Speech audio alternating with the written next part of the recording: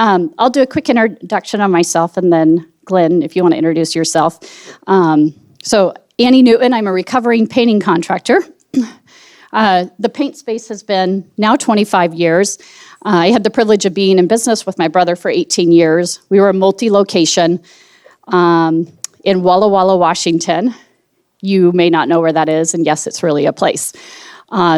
We had so much fun growing this together. We were a blend of residential, commercial, and some light industrial. And then we thought, boy, this is almost getting boring. Maybe we should go buy another location in another city because we have our systems so together. That was 2013. And that brought us a lot of challenge, and we learned a lot from it. Anyone who has bought another business, sometimes what it looks like on the outside is not. I'm looking at Marcus knowing that he's done that as well. You get in and then you start swinging because there's other components you didn't know about. So it takes a lot of bravery and courage. And it grew me. So the things that don't go well tend to grow us. And then fast forward to 2019, I then became ProfitWorks and had the privilege to just be among my peers. And it's been such an honor. The PCA has been so good to all of us to give us a place to gather and to learn. And so that's my story real quick. So today I have a fractional CFO controllership, and then we also provide services out of the Philippines. So we're kind of a combo. Glenn, you're up. Yeah, sure. So my name is Glenn Williamson. I want to apologize first. You probably hear my voice. We had a dinner the other night, and we had some good discussions across the table. Tim was there, and so was the Powers team over there. So I sound a little straggly. But anyways, I'm a painting contractor. I started New Haven Painters about 10 years ago up in Connecticut, New Haven, Connecticut. Recently, I started a tech company because I grew my company by creating a system for it. Before I started the painting company, I went to school at UConn for data analytics, and that's what my background was before the paint. So I started off with a to-dos list in the beginning, and then I slowly built software. For the last 3 years, the painting company has been around $6.5 million in revenue a year. We kind of put a pause on growth for a minute because we were so into grow, scale, that we kind of lost track of everything, right? Culture fell apart. We were just bringing in random crews and not really training and really seeing our net profit just dwindled down, right? Last year, we kind of rebuilt, and this year, our goal is to break 8 million. So I'm really excited. I have a great team. We have, core values posted up all over the office and all that cool stuff. So I'm excited. And I wanted to thank Annie for letting me come up here. The PCA is such a great organization, as we all know. Yeah. Thank you for that. Well, this is a very exciting topic, but whether we have a printed org chart or not, this is the world we live in. And we thought a starting place would be, this is historically what we look at. There's a variety of sizes here in the room, and so we're probably speaking a little more to the mid-size. Sometimes it's nice to know maybe what the next rung up looks like. So don't mean to talk over anyone if they're in the room and they're just early on in their journey. But this is the traditional org chart that we've had going. It's served the industry really, really well. And then it has faced some challenges, and I actually think they're good. Anytime we are developing, I think is a really good thing.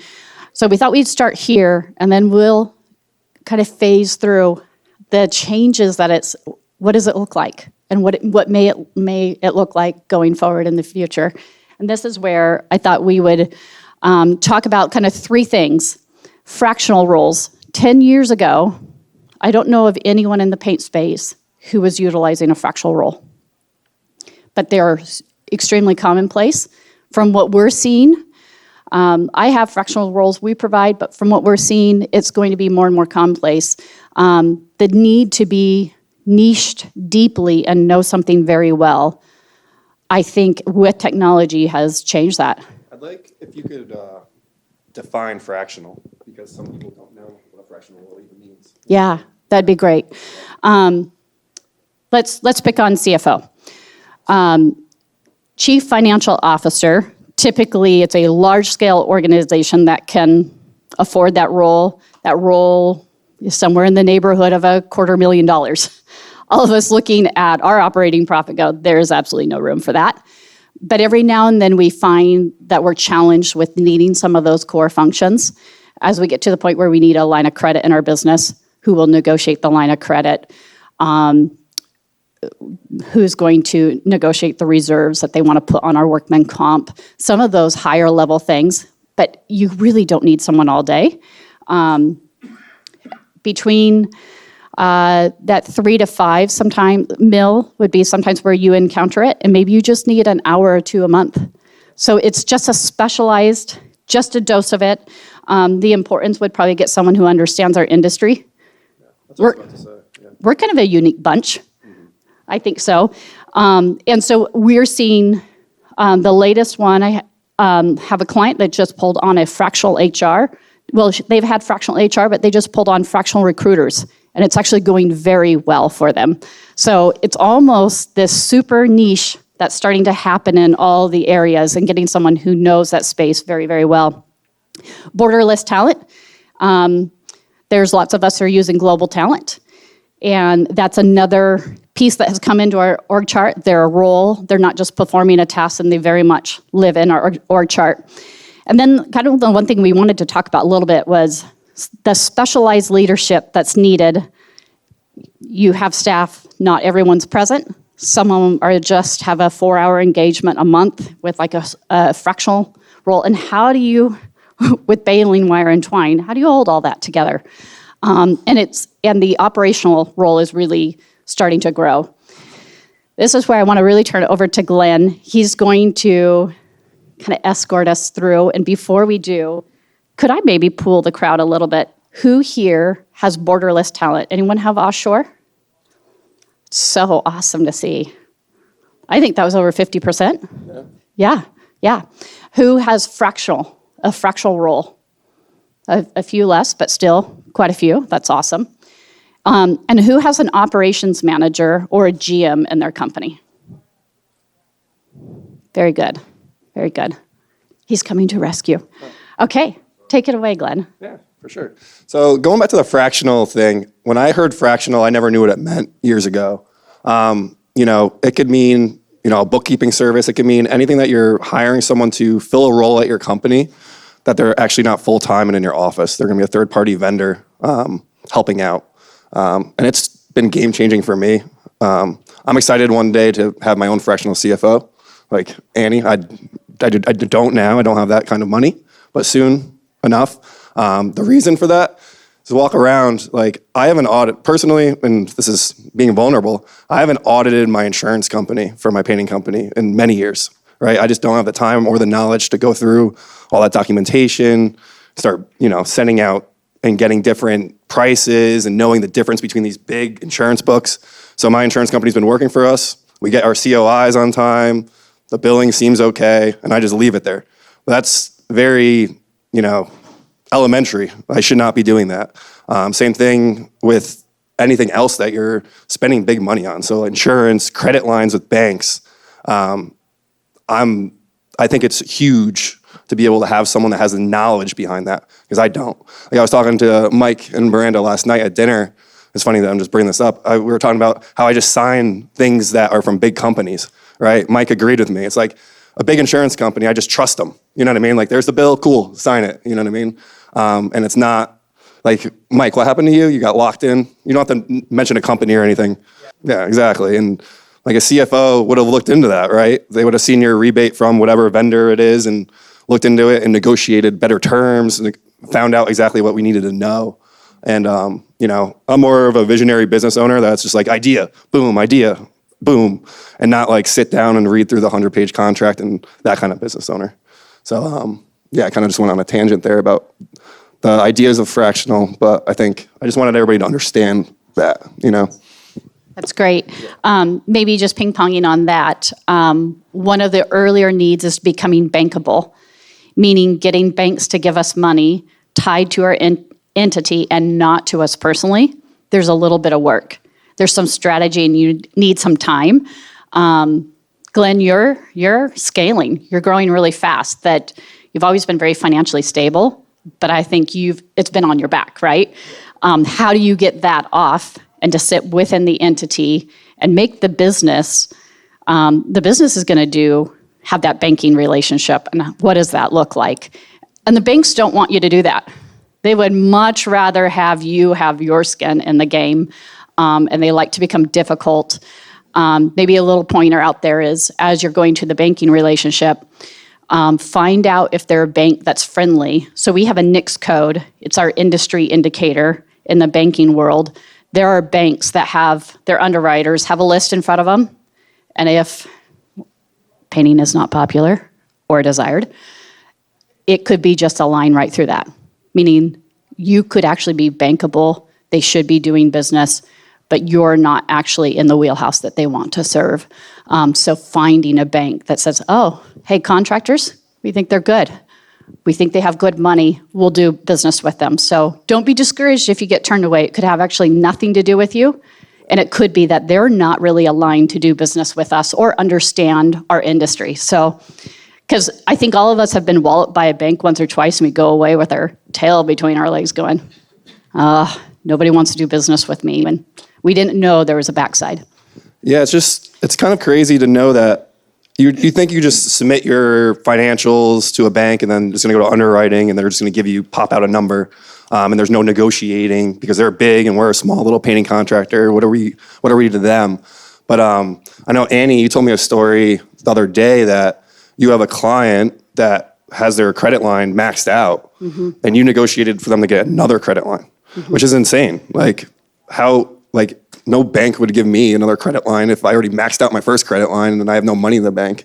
But you know the negotiations and all that. And that's what a CFO could do for you, you know? Yeah. And I think to have maybe a CFO is also an advocate. There are unique owner worries that we have that maybe we can't share with anyone else on our team. And often it's the CFO role that will be privy to some of those things, or take the stress and then it doesn't go home to mama. It had some time to percolate and get solved. Sometimes that's the case as well. All right. This is New Haven.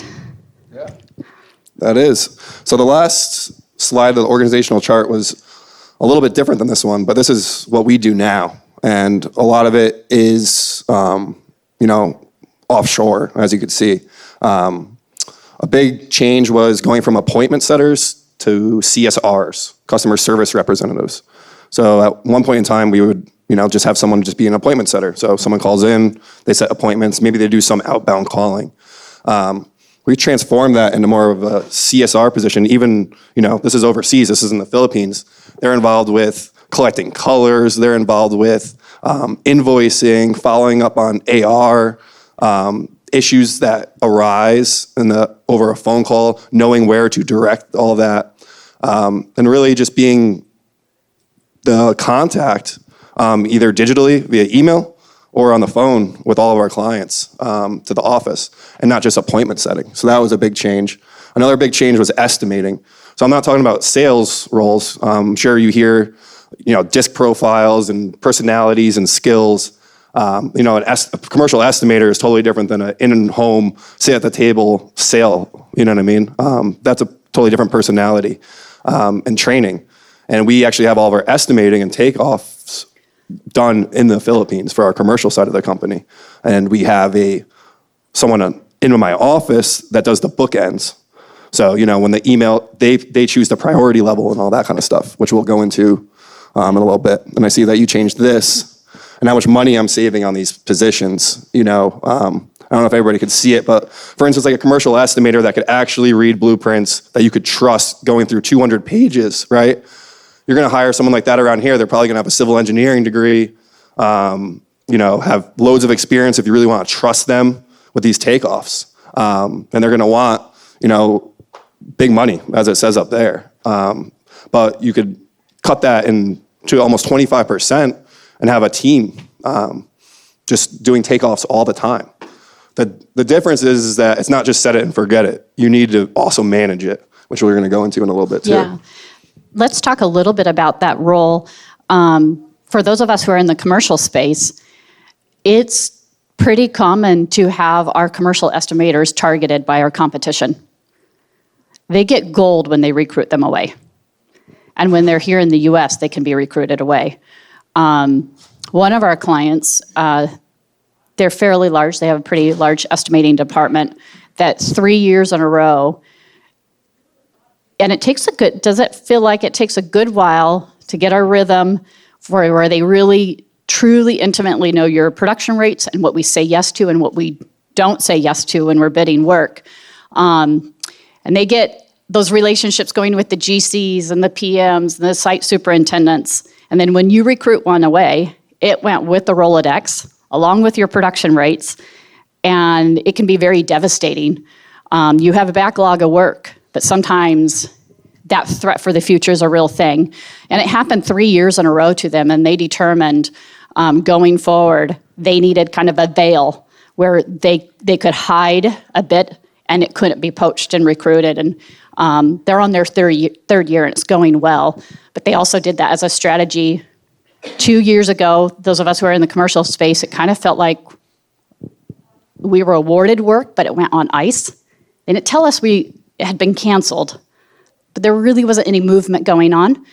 And the only way to become safe is to go obtain, secure as much work as you could, not trusting your backlog and knowing backlog could have 30% of it could kind of be a lie.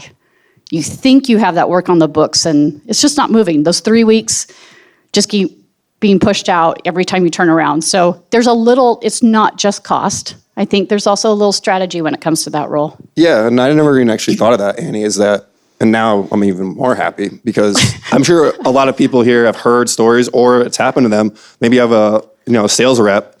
They either came to you, learned all your stuff, and they went and started another business in your area, or they came to you, learned all your stuff, and got poached by another competitor, and they take their line of their business with them, they take your sales process with them and all this stuff.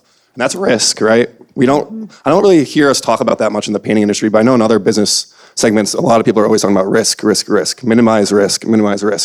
And this is just one thing that you just brought up that I think is awesome is if your takeoff team is overseas, how in the world is your competitor in your area going to take them and take your contacts?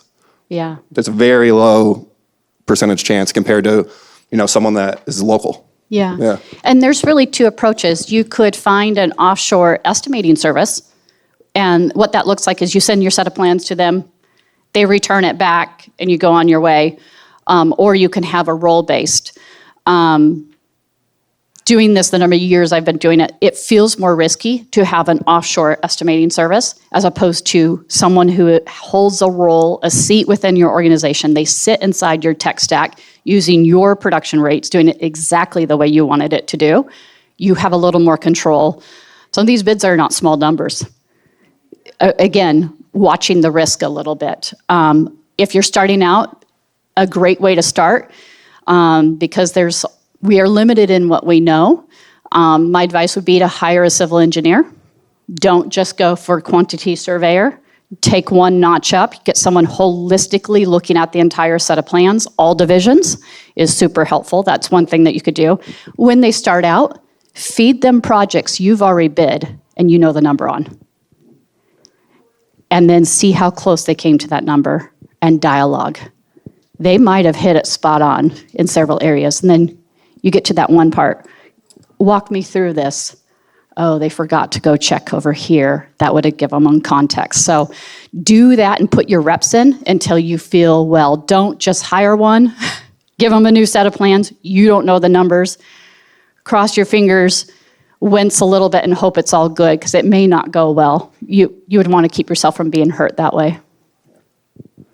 Yeah, so the way that I set it up is, so we have a civil engineer, and then we have basically an intern underneath her for our takeoffs. Just wanted to throw it out there. So, I think a lot of people get confused with offshore talent that it's like you throw this money there, and all of a sudden someone comes to you, and they're just going to take care of everything. But it's the same thing as when we hire here, right? We need the right personality. We need management and leadership over them. It's not just a plug-and-play AI bot. This is a human being that has a life, has a family. We need to keep on top of it, type of thing. Should we talk about accountability while we're kind of on this roll? Just a little bit. Maybe the last piece of it is you have the talent. They're a civil and engineer. They know their stuff. You've provided production rates. We're always tweaking those. But then kind of the sandwich ends. How are you managing that? Because you're leveraging U.S. talent to determine first, are they deserving of our time in our bid, right? There's a bunch of tire kickers out there. We shouldn't be giving them a number. Yeah. And I'll circle back to why this is still the org chart, right? Reimagined. Basically, this is our bid board as of this morning. And what we do is, the offshore talent's great. They know how to do blueprints great. They know what our scopes are, all that stuff. But here in my office, I have someone that reviews all of the possible projects we could bid on. So we have the offshore talent in our email address, estimating@newhavenpainters.com. We have them in our building connected. They are the ones that get the Dodge reports. Side note, if you ask your Sherwin-Williams rep, they could give you the Dodge reports for free every week. That's and great. That costs a lot of money. So talk to your Sherwin-Williams rep, and they could give you the Dodge reports.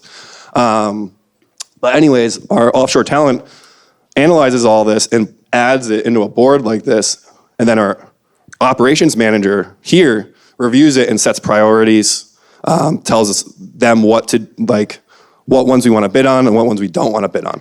And over here, we're also doing the bookends, which means we're reaching out for RFIs. We're reaching out with questions. We're going, obviously, we have to do the job walks. So obviously, the people in the Philippines can't do that. And then we're the ones following up in the office, right? So it's basically creating this machine of the bid comes in. It's very easy for my operations manager to just jump on this board, hit low priority, high priority, depending on what city it's in, what GCs are doing it, or construction managers. Is it prevailing wage? Is it certified payroll? Is it union, non-union, all that kind of stuff? We decide all of that, what we want to bid on, and then they just go to work. And then we scoop in almost as like a sales rep and use our sales tactics on, here type of thing, if that makes sense. And that's how you're, before you shove the bid over, that's how you're kind of getting the pause. What would it take to get last look? You have a lot of hours into this, right? And sometimes it's like hundreds of thousands of dollars, crickets. So I think it's relationship. That's the piece you really want to leverage, is that sales relationship. I love your organization here. It's so great. Cool. All right. Yeah, so this is balancing the automation and human touch and customer experience. So this is, in my opinion, we went down this road, especially with all the residential people here. We went down this road of all automation, automated text, email, all that kind of stuff for follow-ups. And, I think we're going towards a point that everybody knows about this stuff now. So now we have to go back to the human touch and figure out how to put the human touch into our follow-ups and everything. And that really, I think, depends on some huge factors.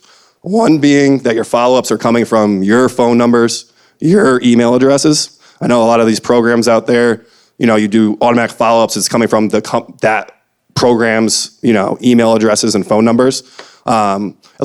It automatically doesn't look authentic, in my opinion.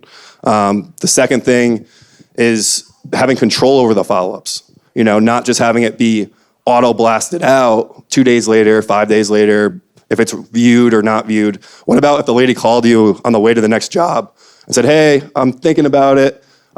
She asks you a question, and then 2 hours later, that automatic follow-up goes out to that lady. Obviously your close rate's gonna go down on that overall when we're looking at big numbers. So it's gaining control of that and turning things more into buttons, button pressing, and kind of having especially your sales reps, having control over this sort of stuff, if that makes sense, I love that you're really being very intentional about all the money it took to get the phone ring. And we don't want to mess it up there. We don't want someone to feel like they just called this mega company and they're just a number in the queue, when it's our client experience that sets us apart, right? That's what gives us the repeating clients. Like any sales, anybody that's done sales training, read sales books, these automatic follow-ups that we write in our system, and I'm not talking bad about them because I used to have them too, and obviously, they work, but they also hurt sometimes. And I think with the automatic follow-ups, we really just need to be intentional about adding things of bringing value, right? Because if it's an automatic follow-up, yeah, it inserts the lady's name. Maybe it throws the city name in there, you know what I mean? Cool. But what about asking something specific about the job? Or asking something maybe about mentioning their dog, or something they saw on the job, or maybe it was they know the neighbor, so they're like, hey, did you ever get to talk to Cindy next door or whatever? It's all about either creating value or actually connecting like a true fact and following up and saying, hey, it's been a few days, have you and your husband reviewed the quote? And that's just the automatic follow-up. I think it hurts personally. Yeah. Kind of interesting on that note. A consulting group that works closely with the Tommy Mello group just published on Friday. We love where AI is taking us and the power that we have through the AI. And they finally got some data back. They said, so if you're using AI on your phones, be careful. It will absolutely be the future, but we're still a little bit in the mix. So they pulled the data and they said, so if the phone rings, it goes to voicemail.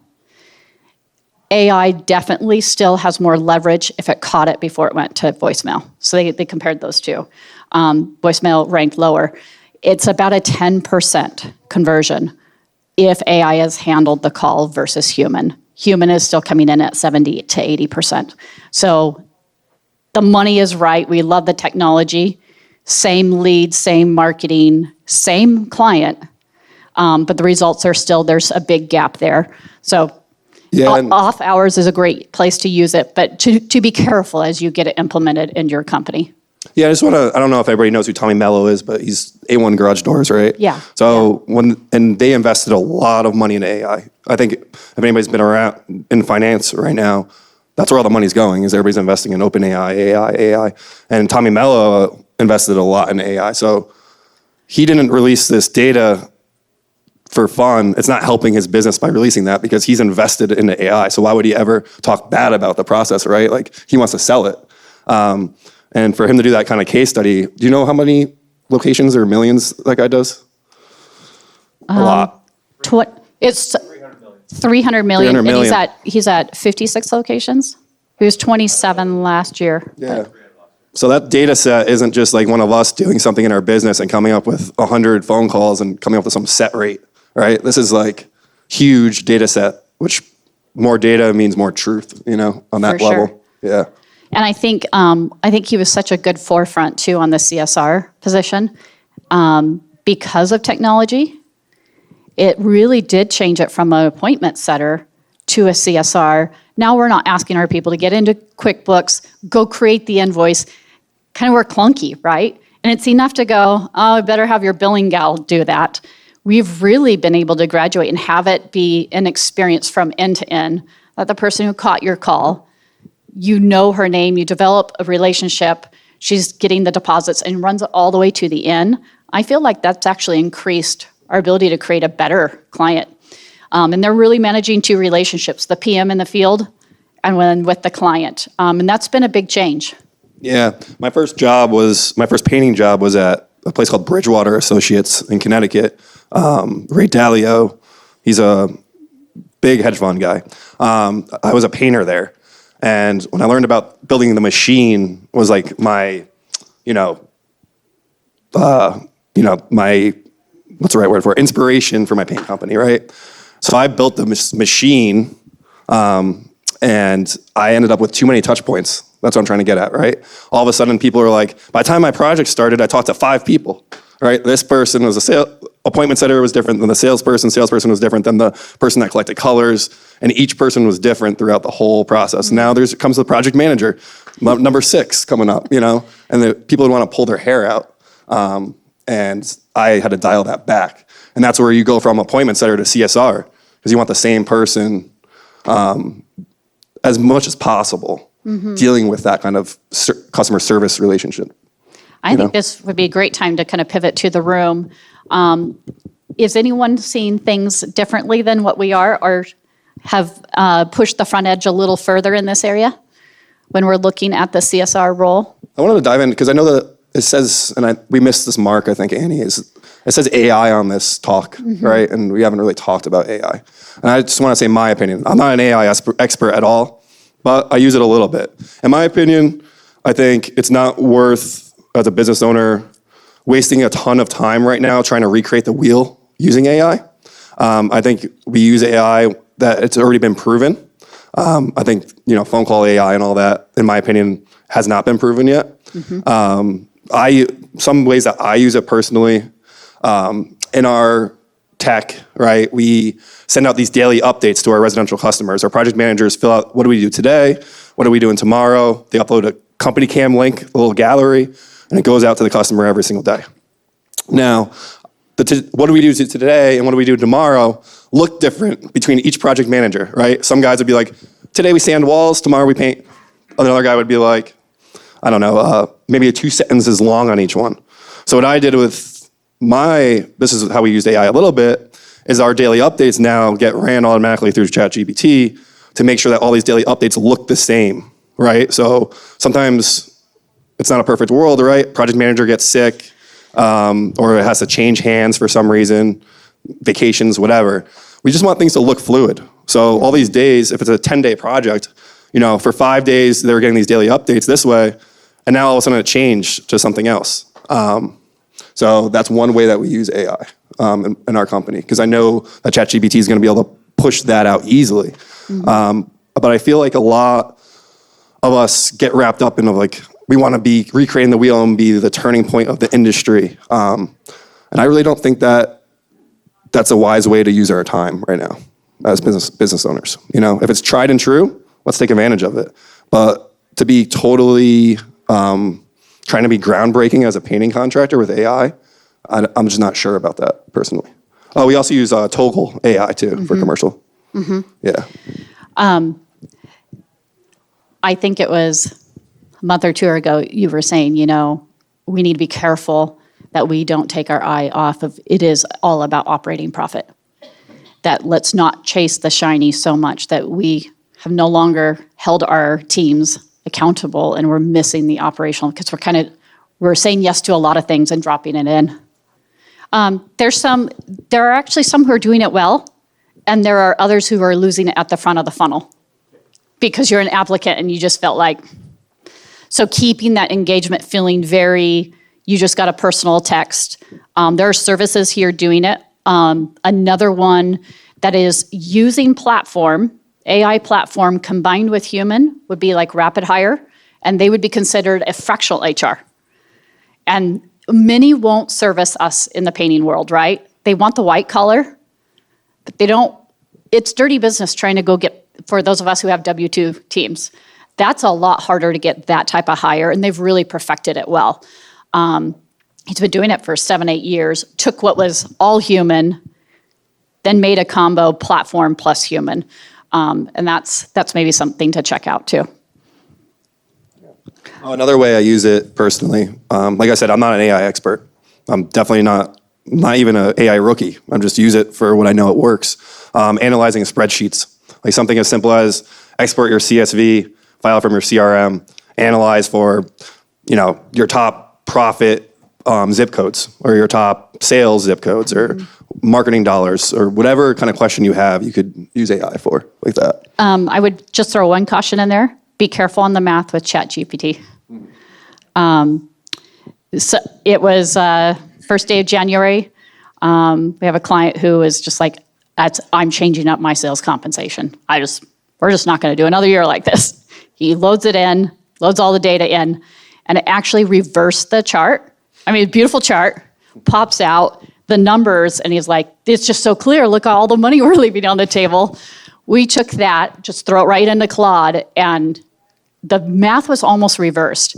In his owner-founder excitement, it looked really good. And he's like, I'm emailing it to the guys. So we caught that. Yeah, Claude is much, much better, much more robust. The FP&A side of it is really strong. But just be careful. That was hours from going out. And I think in leadership, we got to be really careful that we don't make a promise when it comes to someone's compensation, then go, oh, oops, bad math. Yeah, I'm going to haul that all back. Yeah, again, I don't think we're at the point of being able to replace things with AI, but you just using it as a tool, right? Use it as a tool and double check it. Try to save time with it. Yeah. But don't just rely on it as it's just going to give you all the right answers. Yeah. And if that was the case, everybody would be killing it right now, right? Like if it was just making up all the right answers and giving you all the right data and telling you all the right things, everybody would just be crushing it. I mean, we use Gamma for this, right? Yeah. It was such a great tool to just this. Cole, I'm looking at you. What do you do sales outbound self-gen with AI? You are doing something, right? So we had lost the inside salesperson. So then Lindy AI comes up, and that's like you can create agents and stuff. And within it, it had just templates of lead generator, lead outreach. So what I did is say, facilities within 2 miles of my shop that have X amount of square feet, and they have a LinkedIn profile that's been updated in the last 3 months. Please list them all out, verify email, verify phone. Then the outreacher creates a draft email and puts it in my draft box because I don't want it to send it out without me having context of who it's targeting. So I can kind of craft it.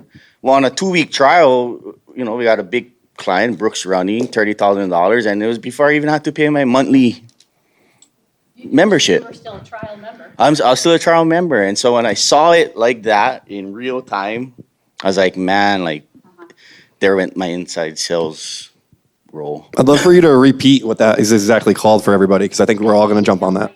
Yeah, lindy.ai. And they have all these templates of different agents, and they got other programs and stuff for virtual agents, but it was just a test. I'm not a techie. I don't consider myself an AI expert. I was just screwing around late at night as an entrepreneur, and it worked. So I don't know. Yeah. Basically, you got a $30,000 job off a free trial. Yeah. A 14-day free trial. That's pretty great. I do like the inputs you gave it, though. I think your success was tied to the human, right? AI advises, but humans decide. And I think that's just such a great rollout of that. All right, metrics and reporting. And then we'll kind of develop a little bit into some of this conversation of setting yourself up for success for AI. And I think it comes at a platform level, right? Making sure our data is accessible. You want to take Yeah, so we'll make this quick, and here's my voice cracking already. Sorry, everybody. But basically, this is my office in Connecticut, and we have our metrics up on the boards.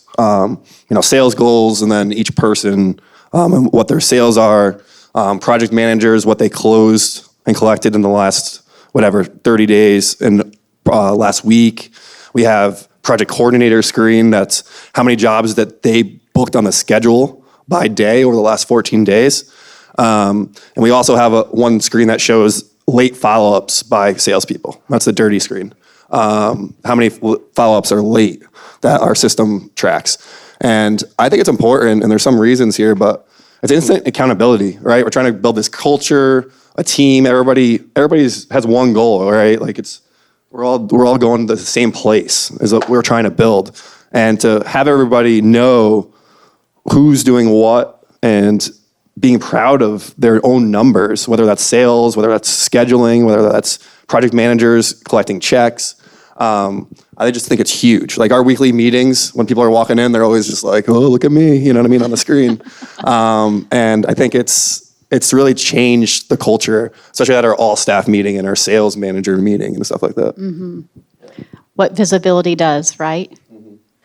Mm-hmm. Our presentation, good old AI, right? We lost our visibility to see the slides, so we feel like we're flying a little blind. Yeah, it's okay. It's totally okay. Maybe let's just touch on this just a little bit. So swing back to the CSR appointment setting. Would you cover, you're running your business uniquely. I have kind of unique insights compared to some others in the room, I'm sure. The hours you're opening, the coverage at time when you're live on phones, and this is data you track. What have you found by adjusting from your standard Monday through Friday, 8 to 5? Yeah, so we basically staggered our CSRs. we have phones, if you called my company, between 8 a.m. and 8 p.m. Monday through Friday, and 8 a.m. to, I think it's 4 on Saturday. So we staggered when people work to make sure that the phones are open. Kind of going back to your data point earlier, is that someone needs to answer the phone, right? And then what we use off hours, just throwing it out there, is a fractional call center. I guess you were a third-party call center. Jill's office, it's expensive a little, but it works for us. Basically, that's only for off hours. But on hours, yeah, the CSRs are staggered, so we have a higher set rate, right? And it's not only for inbound calls, but someone filling out a Facebook lead form at 7:30 at night, and we don't call them till the next day. That's an issue, obviously. And that's what I'm trying to stop by having it staggered. Do you do any unique activities on Saturday? Because there's less inbound calls. Do you have a different structure for that Saturday coverage? It's more about outbound at that point. I set up a bonus program with my CSRs for outbound. I mean, they're taking it under their own wing, like going on websites and trying to find commercial people to reach out to and trying to figure out ways to post, because they actually have control over, they're not the actual people on our Facebook posting, but they're in the same organization as them, so they could talk. And they have the login, so they could see who's liking and commenting on our posts and trying to outbound outreach like that, if that makes sense, on a Saturday. Yeah, I just think that's really brilliant, kind of using that Saturday differently. Oh yeah, so this is, it's gonna be hard to see. I'll try to point at it a little bit. So this is going back to when I was saying, when you hire offshore talent, it's just like hiring here. You need to manage, you need accountability, you need leadership. And this is kind of like our board where, this isn't actually our CSRs, but this is more of our admin offshore, right? And the tasks that are needed. So these reminders pop up every single, whatever it is, right? Like if we have to pay sales tax on the last day of the month, it pops up, pay sales tax, right? And then next to it, we have our SOPs automatically there. So they have no excuse, this is the dirty and me being a mean business owner, but they have no excuse to screw up because this reminder pops up to, like audit all text messages. And then if they forgot how to do that, they click on the little link next to it and they could see the SOP. It's also being time tracked with how long they're taking to finish the project. It's also saving the due dates, saving when it's completed. So if you wanted to run a report and see, okay, what did you do last week?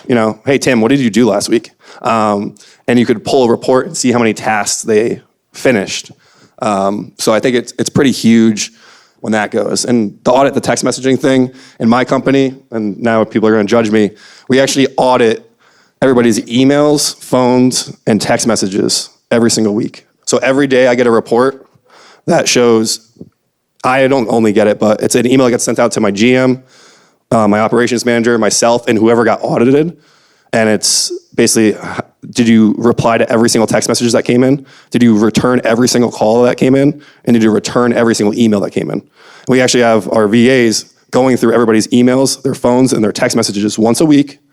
And then, it's usually 3 or 4 people get audited every single day, and we get these reports. And the hard part is it sounds like micromanagement. The team in the beginning was kind of like, whoa, what are you doing? But you really have to explain it in the way that this is helping the whole organization, right? If a sales guy missed a call, we all make mistakes. And that's the way to kind of, put it out there, is that this is to help you. You know what I mean? This is, if we make a mistake and forget to text someone back or call someone, this is just a report for you to bounce back from that. It's not like I'm docking their pay or doing anything crazy or having a crazy one-on-one, but that's the way to pitch it to them. And I like it. I'm sorry I went on that tangent, but I said audit text messages, and I just wanted to explain what it meant. Is that we've had an amazing turnaround with customer experience since I started doing this. Because we all know most of us aren't selling a paint job, we're selling an experience. So we need to answer people, right? We need to answer people in project management. We need to answer people in sales. And when we don't answer, we know how that feels. Send a text to someone you know and then have them not answer you. That's how your customer feels. So I think it's worth it. And obviously, we're not going through their personal phones. We use something called Ring Central as a VoIP. And it's the business phone. It's the business email address. We're not trying to go into like someone's personal life, like that. I think as you scale and grow, that accountability, right? None of us want to do that and then look up and go, well, what happened? Slippage, all these things that just can grow without having that monitoring. We all know that there are some fantastic project management software out there for controlling at a project base. You've built this on Monday.com. And I think that this speaks a little bit to managing all the components of the business, not just the project management side of it. And I think that accountability is really great. Because you could build anything in project management in CRM, but you can't do the opposite. So in Monday Project Management, we can't do mass emailing. You can't track emails. Ring Central doesn't really log in and show you all your calls and text messages. The CRM is just a better platform, in my opinion. That's why. That's a really good question. Do you mind listing all so you're using a lot of so the beauty, I think, a little bit of the platform, picking a platform like Monday.com or others, is your ability to go find your favorite tool to handle whatever and then connect it. And I think that's the perfect boilerplate for really launching into AI, as those are some of your next moves. But do you mind just listing out some of the services you're using? Oh, like other apps? Like you have, Like you have Ring Central. Ring Central for phones, Busy for our W-2 employees to clock in and out. We use G Suite, obviously, Google, everything. Off the top of my head, Company Cam, Paint Scout. Those are the apps we're using. And in my opinion, using something like Monday.com or Airtable or HubSpot, and not going with an all-in-one when you get larger, is just huge because no one knows what the next big thing is in 6 months, in a year, next year. And when you're in an all-in-one, you have to wait for them to roll something out and figure it out. But when you're in an open platform, you can, just package it on, just add it on. And it is more frustrating. It's not just a plug and play thing, but that's how we set ourselves apart, right? We don't take the easy road every single time. You have to take the hard road sometimes to be innovative and grow. Yeah. Yeah, I haven't used Calendly to book appointments. We use Acuity by Squarespace as a scheduling app. Another one is You Can Book Me is a big one that a lot of painting contractors use. I personally like going with the larger companies because I know that they're going to be, especially if they're established already and they're good. Someone like Squarespace is going to be at the turning point. Like, who's going to have the best AI? Like someone that's small or someone like Squarespace, right? And the same idea as Monday. Like, do you think one of these all-in-ones in here in this building are going to have the top stuff next year? Or do you think Monday.com, where Walmart uses it, Coca-Cola uses it, all these big companies use Monday.com, who's going to have the next best thing available to them? And that's why I think going with these larger companies, it gives you a leg up, even though it's more frustrating and harder to do. It is. Mm-hmm. My one caution on the all-in-one, they can have some pretty tough contracts, multi-year agreements, and it's kind of like a business divorce. And the implementation can be quite severe. I actually have a client that's stuck in over $100K contract a year. And it's written to 5 with a 3-year lock. That's all in one? Huh? It's all in one.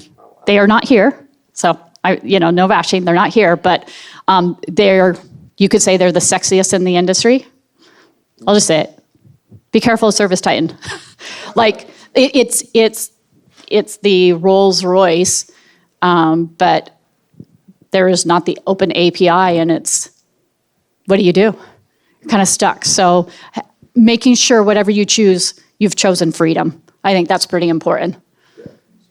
It's tough with the all-in-ones too because it's so limited when you want to leave. Like you said, I know some people I know in this room have seen trying to export data, and sometimes you can't export your data, or it's just the contact information, and you can't export, the quotes and the pricing and the salesperson on that job and all that kind of data that you need if you want to change. Yeah. And that's where it gets tough. Yeah. They try to box you in. Yeah. It's purposeful. Well, as we're kind of coming to close and wrapping up here, encouraging you to create your org chart and even consider making a desired future state. What is it now? Include fractional roles if you have fractional roles. One of the things I wanted to maybe touch on a little bit is if you're thinking, I need a fractional CFO, you may consider a fractional controller first. Get all those workflows, know that the data is really good. That's an encouragement for our industry. I actually think we need a fractional controllership before we need fractional CFO. And that will save you a lot of dollars. I don't know that I really want to go further here just because we're wrapping up. And the desire was just to kind of get you thinking about your org chart. What needs to be true? This is definitely a thing. The human element is being laid on top of AI. You know, it is such a treat when someone opens up kind of the backside. This is how we're running the business, the sharing of the good, bad, and the ugly. Thank you for being up here with me. Really appreciate it. You're an inspiration in the industry. Well, thank you. Thank you very much. Thank you, everyone.